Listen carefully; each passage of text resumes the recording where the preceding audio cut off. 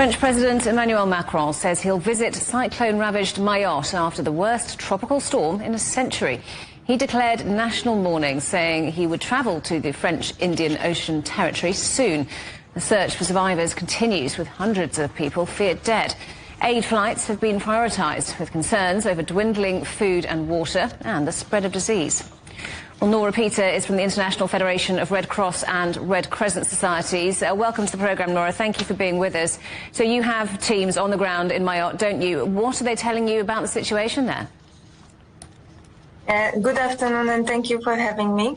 So what I hear from my colleagues is that the situation can be described as apocalyptic.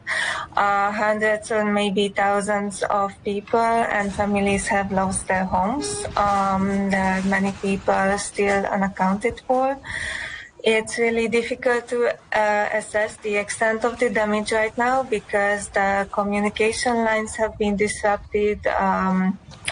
Most of the island is still without electricity, phone connection, or clean water sources for that matter.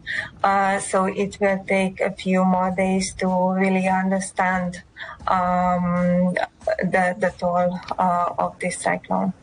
So it sounds like the recovery efforts, if you like, is still in relatively early stages. But what's needed most there now? So for the moment, the biggest needs are food, water and shelter for the people. This storm has done a huge damage also because many people have been living in makeshift houses.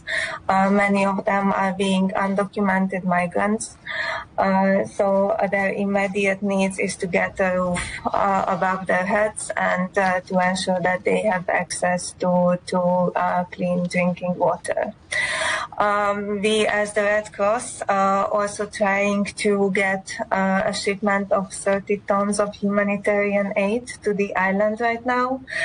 This includes also reconstruction kits for people to be able to repair their homes, solar terminals so that they can charge their phones and restore communications, or just let their loved ones know that they are safe, and also essential hygiene kits, because we know that the risk of waterborne diseases are increasing after such natural disasters.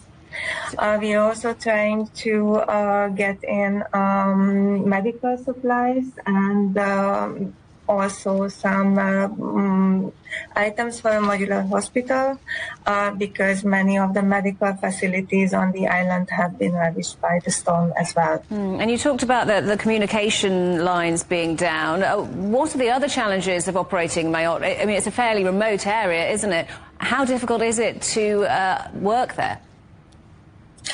Yeah, it is very challenging at the moment because apart from the disruption of the communication lines, it's not easy to reach that island. So our nearest base is on the island of La Réunion, which takes a couple of hours by plane to reach from Mayotte, and also a few days with the ship. So right now, our teams are working to establish an air or water bridge to get these aid supplies into the island, but we see that it's going to take some time. Nora, good to talk to you. Thank you for joining us on the programme. That's Nora Peter from the International Federation of Red Cross and Red Crescent Societies.